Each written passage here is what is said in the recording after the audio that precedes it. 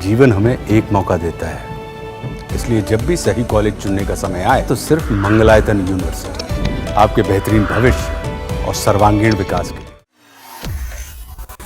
Iran ने जिस तरीके से आज सुबह ही इजराइल पर कई गंभीर हमले किए हैं, जिन पर अस्पताल में भी हमला किया और बहुत ज्यादा अब उसको लेकर इजराइल गुस्से में आ गया है। ईरान के हमलों के बाद इजराइल ऑपरेशन में तेजी लाने की बात कर रहा है। वहीं इस बीच इजराइल ने ईरान के supreme leader Ayatollah Ali Khamenei को मॉडर्न हिटलर कह दिया है। इजरायली रक्षा मंत्री इजराइल काट्ज ने यह कहा कि खामेनेई मॉडर्न हिटलर हैं, उनके जैसे तानाशाह को जीने का कोई अधिकार नहीं। उन्होंने हमेशा अपने एजेंटों के जरिए इजराइल को खत्म करना चाहा। तो क्या इजराइल मॉडर्न हिटलर का अस्तित्व अब मिटाने की तैयारी कर रहा है और क्या वो मिटा पाएगा? संजीव जी क्या कहेंगे इस पर? देखिए, जिस तरीके से ईरान के supreme leader Ayatollah Khamenei Holocaust को डिनाई करते हैं और ये जो ज्यूज को मिटाने की जो हिटलर ने पूरी साजिश रची थी, 6 मिलियन ज्यूज को कंसंट्रेशन कैंप में डाल करके उनको एलिमिनेट कर दिया था, उसी तरीके की जो मंशा ईरान की भी दिखाई देती है। और ईरान भी पूरे इजराइल को वर्ल्ड मैप से ही मिटा देना चाहता है।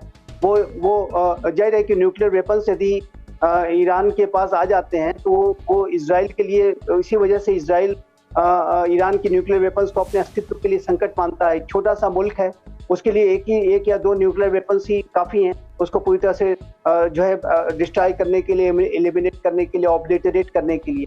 तो ये जो ईरान की तरफ से समय समय पर जो बयान जारी किए जाते हैं कि होलोकॉस्ट को डिनाई करना, मैं वर्ल्ड मैप से मिटाना, death to America, death to Israel, इस तरीके की जो बातें कहते हैं वो तो वैसे ही विचार हैं जैसे कि हिटलर के हुआ करते थे। और जो अभी ईरान के आप जो बयान देखें तो उसमें वो जब कभी भी अपने बयान जारी करते हैं तो जायनिस्ट रिजीम की बातें करते हैं कि we will do this, we will do that to this Zionist regime. वो एक क्लैश ऑफ सिविलाइजेशंस की बातें करते हैं, वो यहूदियों के अस्तित्व को के ऊपर ही खतरे पैदा करने की बातें करते हैं। वो इजराइल कम, वो जायनिस्ट रिजीम ज्यादा उनको दिखाई देती है। तो ये जो इजराइल की जो आशंकाएं हैं वो अपनी जगह वाजिब हैं। और अमेरिका के राष्ट्रपति डोनाल्ड ट्रंप से कल जब पूछा गया कि आप क्यों नहीं चाहते कि ईरान न्यूक्लियर वेपन्स उसके पास हो, तो उन्होंने यही कहा कि वो death to America, death to Israel की जो नारे लगाते हैं और वो इजराइल के लिए जैसे खतरे पैदा करते हैं, ऐसे में तो वो न्यूक्लियर वेपन्स पूरे मिडिल ईस्ट रीजन और पूरे वर्ल्ड के लिए डिस्टेबलाइजिंग होंगे।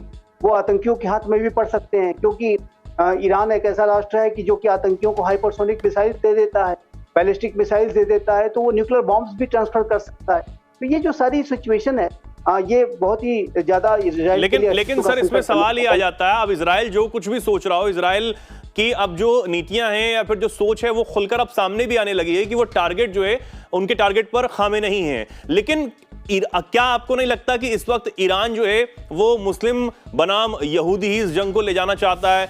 ओआईसी के जरिए तमाम जो मुस्लिम देश हैं उनको इकट्ठा करने की कोशिश जो है वो भी कहीं ना कहीं की जाने लगी है।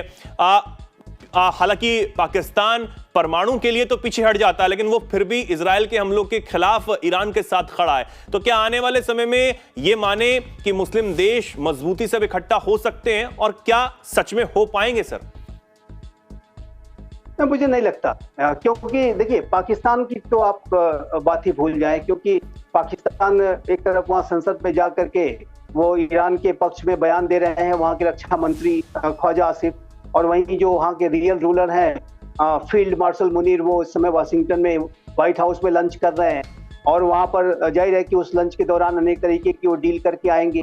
जब अमेरिका ईरान पर हमला करेगा तो कौन कौन से बेसिस इस्तेमाल करेगा, और उसके बदले में पाकिस्तान को कुछ चंद डॉलर या कुछ डिफेंस इक्विपमेंट्स मिल सकते हैं। तो ये पाकिस्तान के की बातों पर अगर ईरान भरोसा करेगा तो वो बहुत बड़ी गलती करेगा। और जहां तक अन्य जो मुस्लिम राष्ट्रों की बात है, तो कहीं भी कोई ईरान के साथ खड़ा होता हुआ दिखाई नहीं दे रहा है। और ईरान के संदर्भ में जो अमेरिका और इजराइल ने जो नैरेटिव सेट किया है वो ये है कि ये जो कार्रवाई है वो ईरान के न्यूक्लियर वेपन्स के खिलाफ, वो ईरान के लोगों के खिलाफ नहीं है। इस तरीके की बातें अमेरिका और इजराइल कह रहे हैं, और वो ये कह रहे हैं कि ईरान का जो न्यूक्लियर वेपन्स है वो पूरे मिडिल ईस्ट रीजन को डिस्टेबलाइज करेगा। ईरान के न्यूक्लियर वेपन से न इजराइल ही सिर्फ चिंतित नहीं है, बल्कि सऊदी अरबिया भी उससे गहरी आशंका से ग्रस्त रहता है। यदि शिया बहुल राष्ट्र ईरान के पास न्यूक्लियर वेपन आ गया तो फिर सुन्नी बहुल सऊदी अरबिया और यूएई का क्या होगा?